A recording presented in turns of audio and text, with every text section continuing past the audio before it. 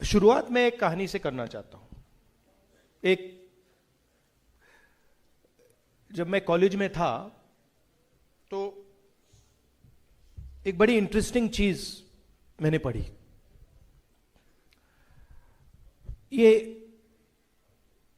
जो अमेरिकन बड़े बड़े कॉलेजेस होते हैं, आपने नाम सुना होगा, हार्वर्ड यूनिवर्सिटी, स्टैनफोर्ड यूनिवर्सिटी, नाम सुना आपने? इनमें अगर कोई स्टूडेंट जाना चाहता है तो एक एग्जाम होता है, SAT, स्टैंडर्ड एप्टीट्यूड टेस्ट। नाम सुना आपने इसका? और मतलब पूरी दुनिया SAT करना चाहती है क्योंकि उससे हार्वर्ड यूनिवर्सिटी के दरवाजे खुलते हैं। जब ये SAT एग्जाम बनाया गया पहली बार अमेरिका में, तो एक अजीब सी चीज हुई। जब ये एग्जाम दिया जा रहा था, जो गोरे स्टूडेंट्स थे उनका परफॉर्मेंस अफ्रीकन अमेरिकन स्टूडेंट्स से बहुत अच्छा था।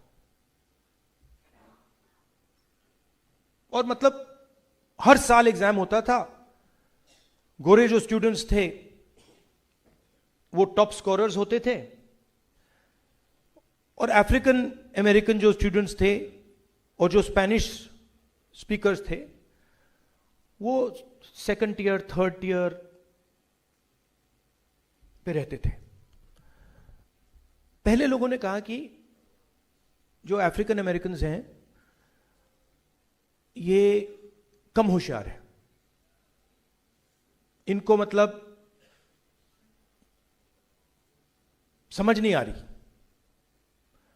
और ये चला, मीडिया में आया कि जो अफ्रीकन अमेरिकन हैं वो कम इंटेलिजेंट हैं, जो गोरे लोग हैं ज्यादा इंटेलिजेंट हैं। और फिर एक प्रोफेसर था, शायद हार्वर्ड यूनिवर्सिटी में ही था, उसने एक एक्सपेरिमेंट किया। उसने क्या किया कि जो क्वेश्चंस थे, जो क्वेश्चन बैंक था, सिर्फ क्वेश्चन बैंक, उसने अफ्रीकन अमेरिकन प्रोफेसर से बनवा दिया।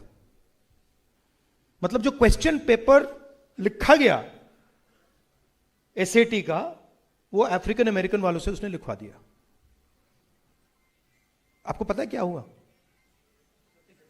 सारे गोरे फेल हो गए। तो मैं आपको ये क्यों बता रहा हूं? देखिए, जो शिक्षा का सिस्टम है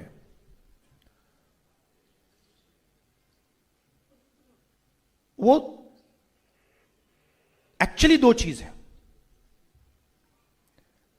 एक वो लोगों को, जैसे हमारे प्रोफेसर साहब हिस्ट्री सिखाता है, बायोलॉजी सिखाता है, ज्योग्राफी, इंजीनियरिंग, ये सब, मगर दूसरा वो हथियार भी है।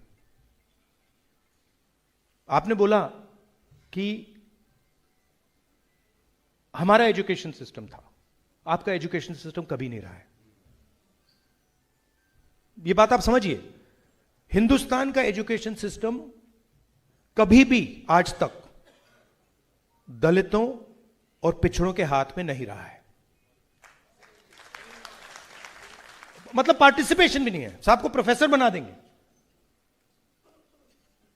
रिस्पेक्ट दे देंगे,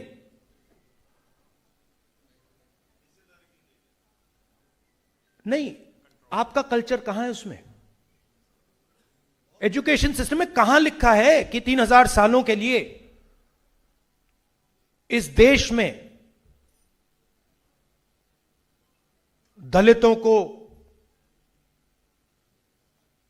अछूत कहा गया?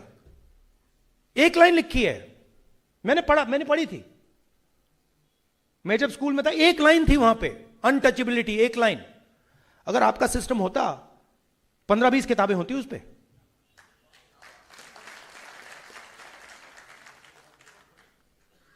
तो सिस्टम में पार्टिसिपेशन देना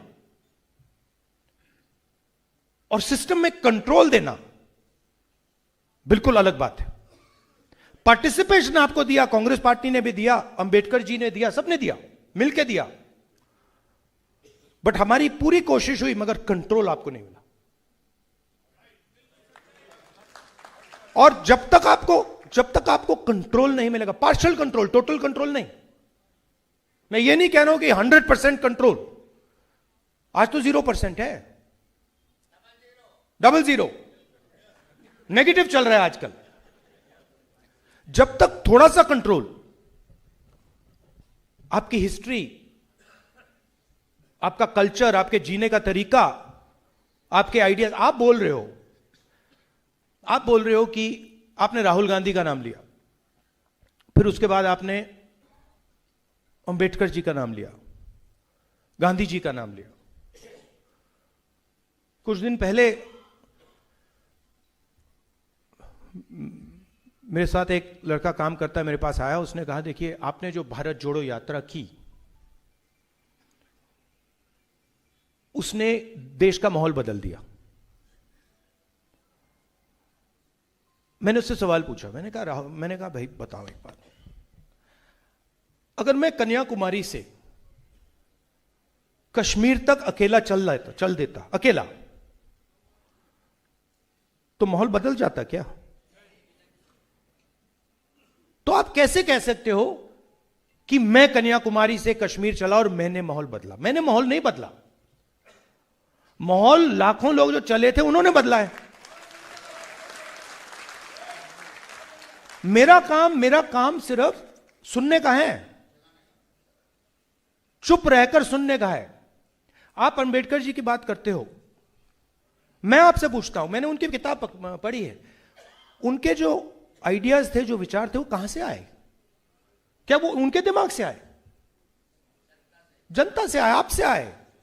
तो विचार किसके थे? विचार दलित समाज के थे, विचार पिछड़ा समाज के थे, आपके विचार थे, उन्होंने उसको क्रिस्टलाइज किया, वो आपकी आवाज बने। मगर आपके बिना ना अंबेडकर जी में, ना मुझ में, ना महात्मा गांधी जी में, ना किसी में शक्ति कुछ नहीं है हमारे में। पावर आप में है, हिस्ट्री आप में है, समझ आप में है, ट्रेडिशन आप में है। आपसे बात किए बिना मैं कभी आपकी जिंदगी को समझ सकता हूं क्या? कैसे? अगर मैं आपसे बात, अगर हिंदुस्तान के दलित नहीं बोलते तो लोगों को अनटचेबिलिटी के बारे में मालूम ही नहीं होता। तो ये जो हमने फोटो लगा रखी हैं, अंबेडकर जी कैटलिस्ट थे। अंबेडकर जी ने, हम कह सकते हैं, आपकी सोच को रिफाइन किया, आपकी सोच को शेप किया, मगर शक्ति और सोच आपकी थी, हिस्ट्री आपकी थी, दर्द आपका था। तो मेरा कहना है कि मेरे सामने इस भीड़ में 600 अंबेडकर बैठे हुए हैं।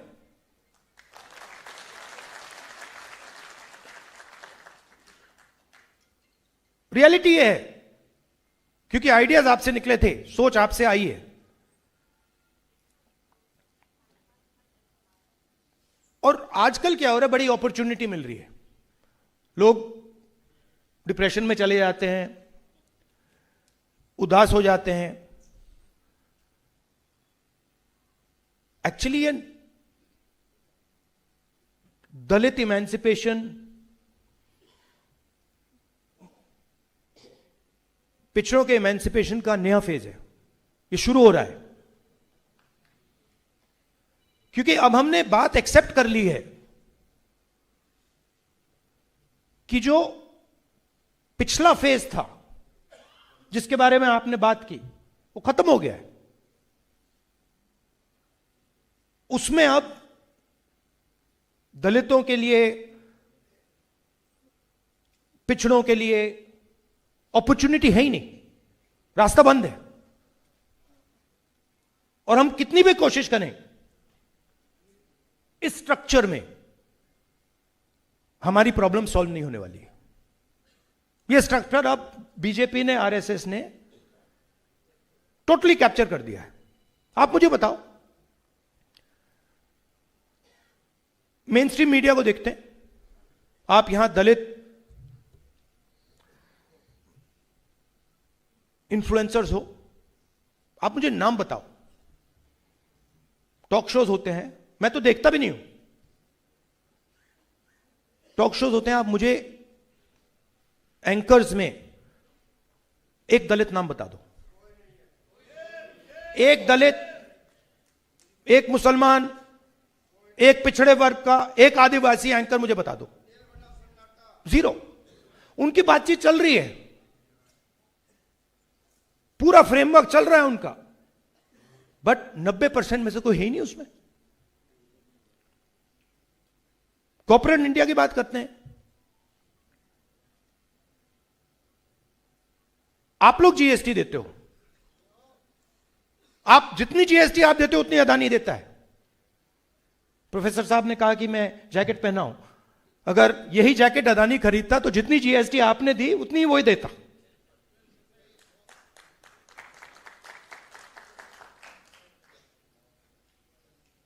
आप 200 सबसे बड़ी कंपनियों की लिस्ट निकालो, मालिकों की लिस्ट निकालो,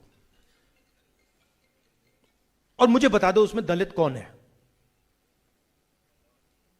15% आपकी आबादी है, 200 में से एक इंडस्ट्रियलिस्ट, 2 इंडस्ट्रियलिस्ट, 3 तो होने चाहिए, 5 होने चाहिए, 10 होने चाहिए, एक भी नहीं है, जीरो, -0, कोई है ही नहीं।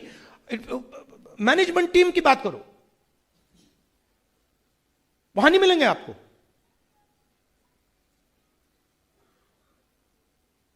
प्राइवेट अस्पतालों को देखो, उनके मालिकों की लिस्ट निकालो, वहां नहीं मिलेंगे।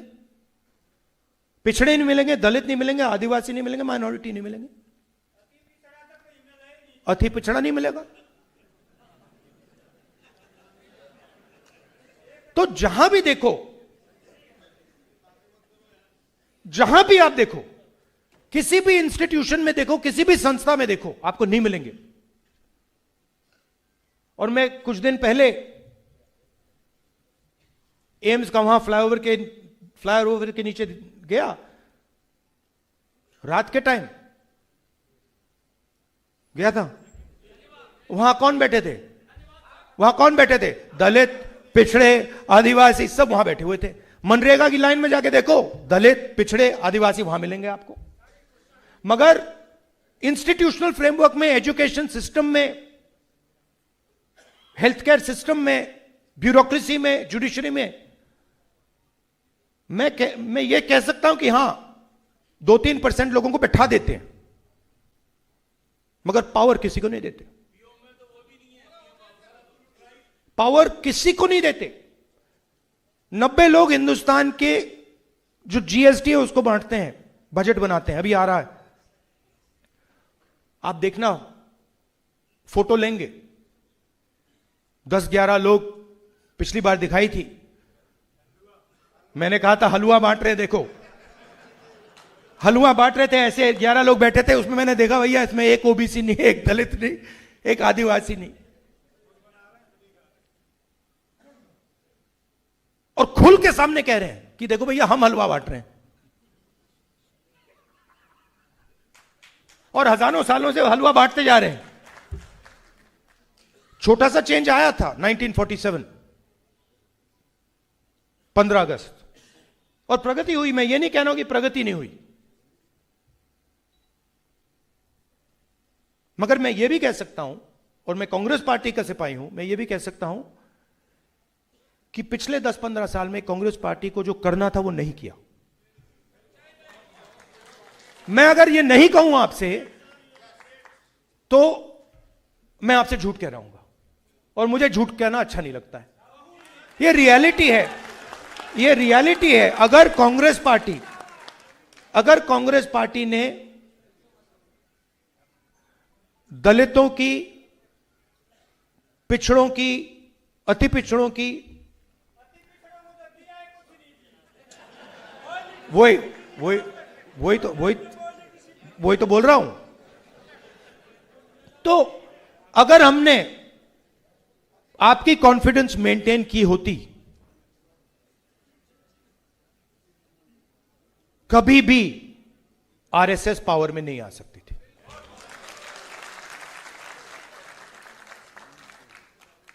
मैं यह कह सकता हूं कि जो आपने बात बोली,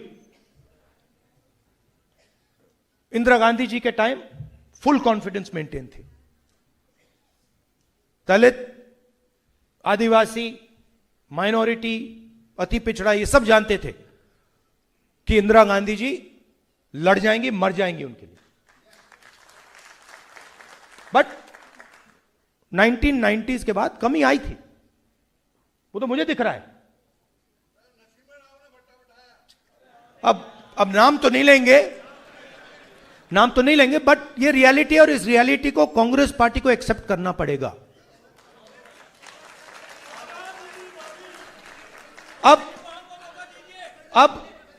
अब इसका मतलब क्या है? इसका मतलब है कि कांग्रेस पार्टी में पहले इंटरनल रेवोल्यूशन आना पड़ेगा, जिसमें हम आप लोगों को अंदर डालें।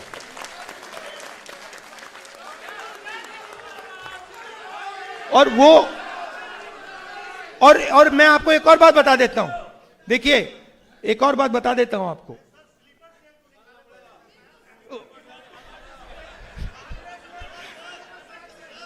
देखिए, एक सेकंड बोलने दीजिए। देखिए, सुनिए, मैं आपको एक और चीज बहुत जरूरी बताना चाहता हूं कि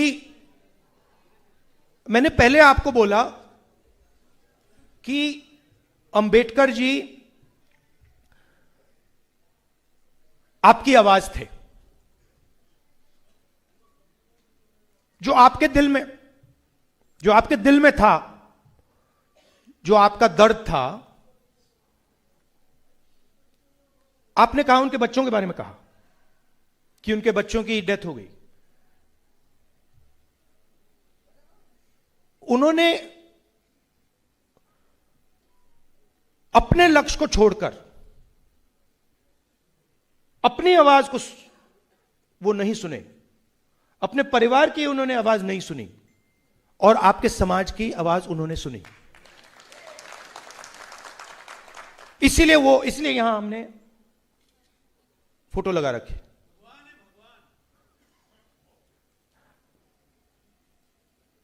मगर हम कहते हैं कि देखिए, ये कॉन्स्टिट्यूशन जो है, ये अंबेडकर जी ने बनाया।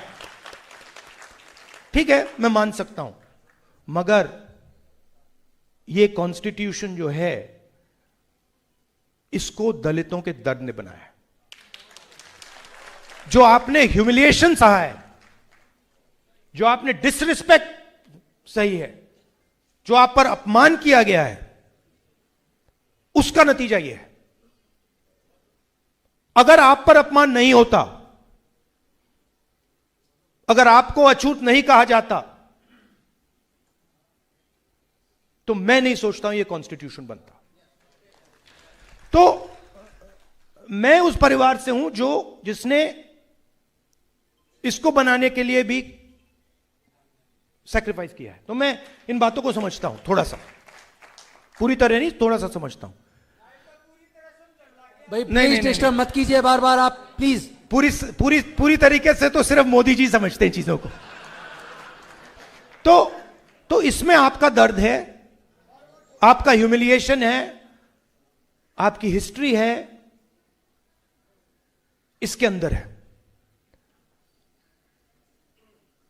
इसका मतलब यह है कि यह मेरे लिए पवित्र चीज है। और मैं जानता हूं, ये कितना भी बोल लें ये आरएसएस वाले, मैं जानता हूं कि इस देश का जो फाउंडेशन है, जो इस देश की नींव है, वो आप लोग हो।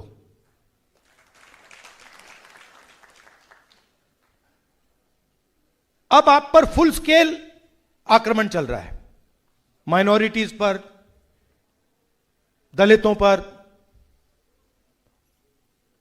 महिलाओं पर, आदिवासियों पर फुल स्केल अटैक चल रहा है। अब मैं खत्म फिदेल कास्ट्रो की एक कहानी से करूंगा, पता नहीं आपको अच्छी लगे ना लगे, लगेगी। जिन राजनेताओं को मैं बताता हूं उनको ये कहानी अच्छी नहीं लगती।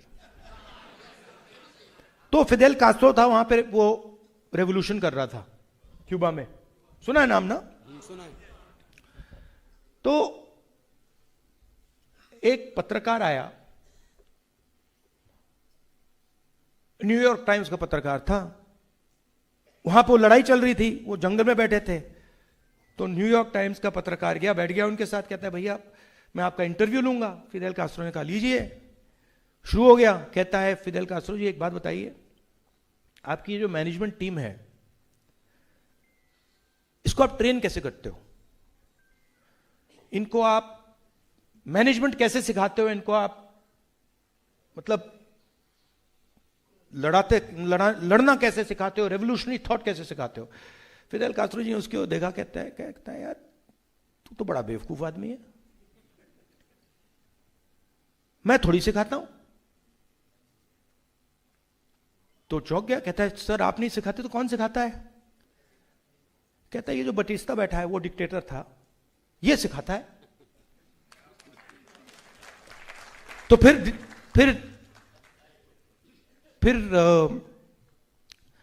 जर्नलिस्ट ने पूछा सर आप क्या बात बोल रहे हो? आप बोल रहे हो कि क्यूबा का जो डिक्टेटर है जिससे आप लड़ रहे हो वो आपकी मैनेजमेंट टीम को सिखाता है? फिदेल कास्ट्रो कहता है हां, मैं क्या करता हूं, मैं लोगों को लड़ाता हूं, आधों को मार देता है, बाकी भाग जाते हैं, जो बचते मेरी मैनेजमेंट टीम है। वही काम हो रहा है, वही काम हो रहा है। मोदी जी डरा देता है, भाग जाते हैं, ईडी सीबीआई भाग जाते हैं। मैं कहता हूं भागो भैया, मुझे नहीं चाहिए, जाओ महल बचाओ, जान बचाओ अपनी, मुझे कोई फर्क नहीं पड़ता, मुझे तो अपनी मैनेजमेंट टीम चाहिए। तो अच्छा, जब मैं ये कांग्रेस के राजनेताओं को कहता हूं उनको बात अच्छी नहीं लगती, कहते यार तो मैं ट्रेनिंग थोड़ी देता हूं, हम लोग ट्रेनिंग थोड़ी देते हैं, मोदी जी ट्रेनिंग दे रहे हैं, वो हमारी मदद कर रहे हैं। सफाई कांग्रेस पार्टी की हम नहीं कर सकते, सफाई कांग्रेस पार्टी की मोदी कर सकता है।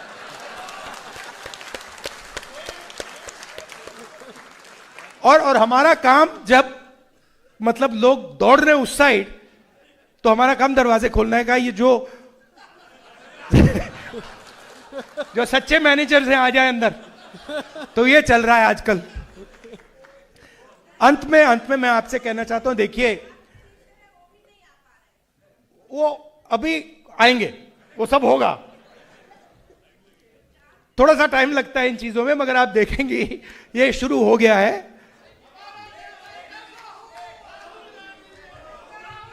और लड़ाई विचारधारा की, देखिए जब मैं आपको क्लियरली बता देता हूं, जब केजरीवाल जी आए, शुरुआत में ही मैंने इनको थोड़ा देखा, ऑब्जर्व किया। ये जितना मोदी जी एंटी रिजर्वेशन है, जितना मोदी जी एंटी दलित हैं, उतना ही है, ठीक है? ये शायद ज्यादा, थोड़े मोदी जी से ज्यादा सोफिस्टिकेटेड है, वो हो सकता है। ये जो भी कोई सुनना चाहता है, देखिए मैंने यहां आके बोला आपसे कि देखो कांग्रेस पार्टी ने जिस प्रकार से आपकी इंटरेस्ट प्रोटेक्ट करनी थी, नहीं की। इस स्टेटमेंट से मेरा नुकसान हो सकता है, मीडिया कहेगी कि राहुल गांधी कह रहा है, मगर मुझे कोई फर्क नहीं पड़ता, क्योंकि रियलिटी है। तो जो विचारधारा की लड़ाई लड़ता है, जैसे अंबेडकर जी हैं, गांधी जी हैं, नेहरू जी हैं, हमें सच में इंटरेस्ट है और हमें आपके साथ रिश्ता बनाना है, दोस्ती करनी है, कि आपको लगे कि अगर हम कुछ बोलें या अगर हमारे दिल में कुछ है, दर्द है, इरिटेशन है, ह्यूमिलिएशन है, जो भी है, हम उस आदमी को जाके बोल सकते हैं, वो उस बात को सुनता है, समझता है और उसके बारे में कुछ करने की कोशिश करता है। बस ये चाहिए। तो ये एक पहली मीटिंग है, ये प्रोसेस है। आपको देखना है कि राहुल गांधी सचमुच में, मेरे भाषण को एक्सेप्ट नहीं करो आप मेरे भाषण को डाउट करो और फिर आपको मुझे देखते जाओ, 1 महीना, 2 महीना, 3 महीना, 6 महीना, 8 महीना, 10 महीना, और फिर आप देखो कि यह आदमी सचमुच में हमारे इंटरेस्ट में काम कर रहा है या ऐसी आलतू फालतू बातें कर रहा है। बट मैं आपको बता रहा हूं, आपको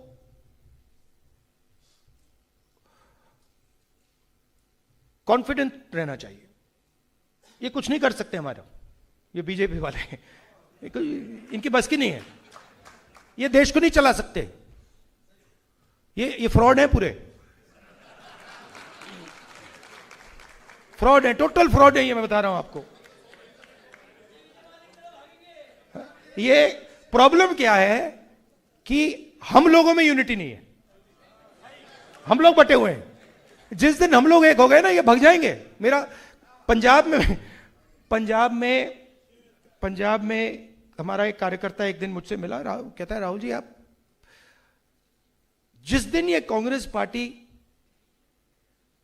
की जो ओरिजिनल बेस है, जिस दिन ये एक हो गई ना, ये सब आरएसएस वाले भागेंगे, यहां से भागेंगे, ये रुकेंगे भी नहीं, भाग जाएंगे ये।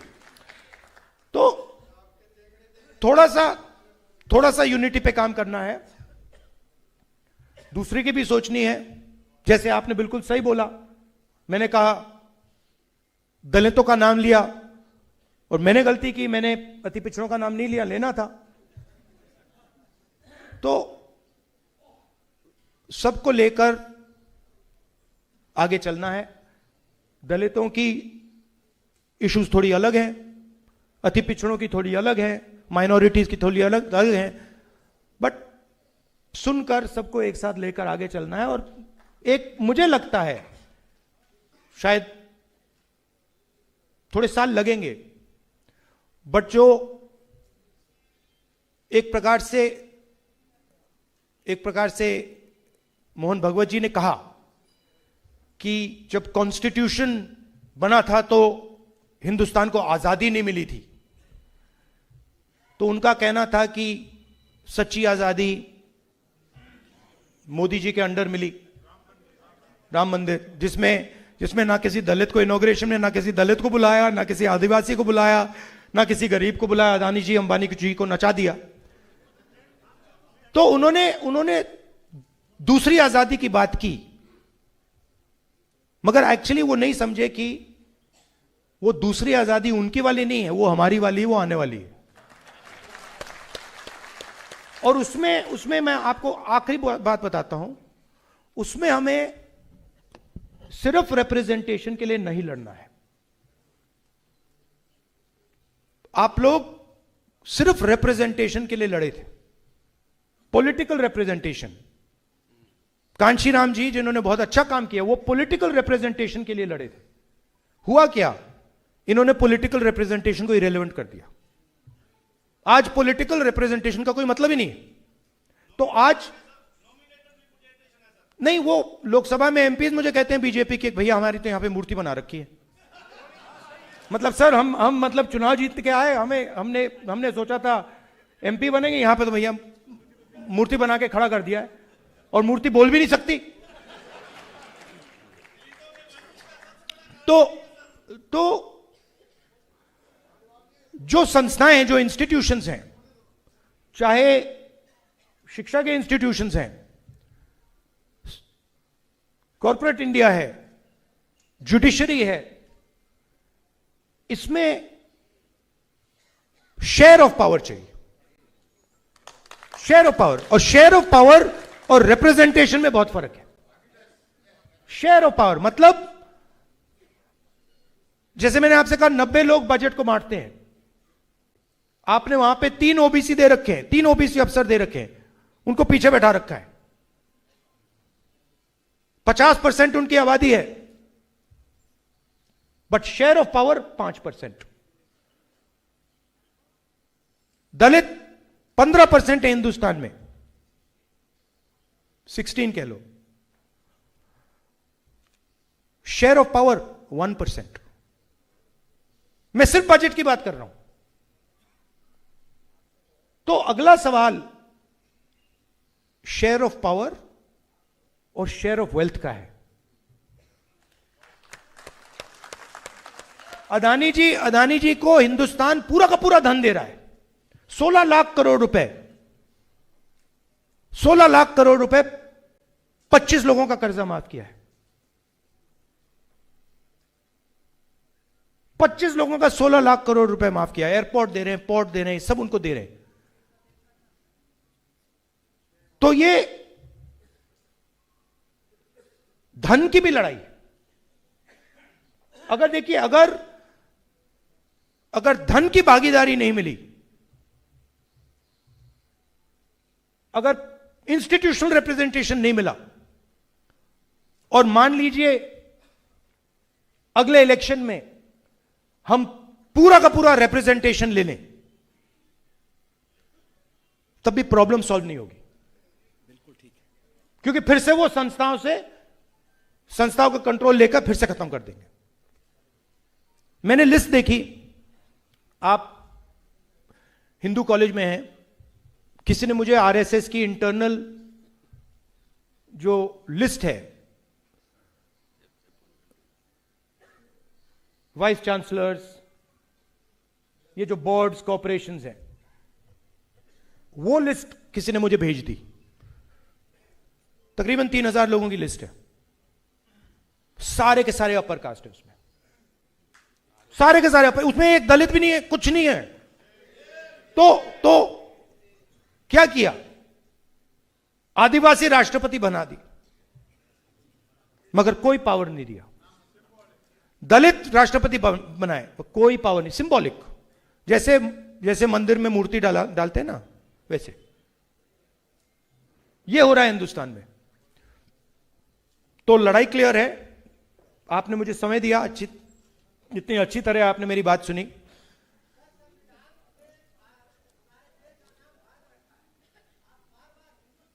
सही बात है, गलती है, भारत बोलूंगा। देखिए यही तो है ना। अब देखिए कितनी गहरी बात बोली है इन्होंने। हाँ, तो अब देखो, अब मोदी जी के सामने इसने ये कह दिया होता तो फिर क्या होता? पकड़ के अंदर कर देते, और मैं जाके गले मिलूंगा, कहूंगा भैया धन्यवाद, आपने तो मुझे बहुत अच्छा पॉइंट दिया है। आप सबका बहुत बहुत धन्यवाद। नमस्कार, जय हिंद, जय भारत।